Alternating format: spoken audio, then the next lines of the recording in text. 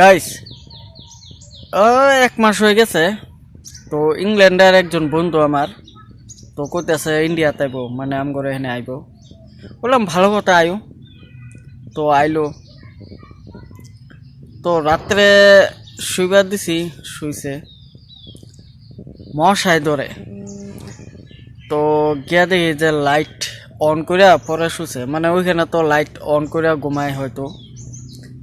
তো ভালো কথা।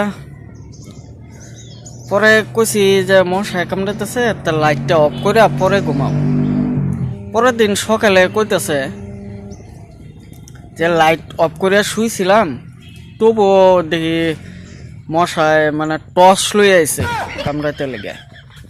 বললাম হ্যাঁ, মশায় টর্চ লইছে। পরে দেখি কি জোনাক, যেটা জোনাক পোক, এইটা আইছিল। তো গৌরে ভাবতেছে যে মশাই বলে টর্চ লই আইছে তারে কামড়াইবার।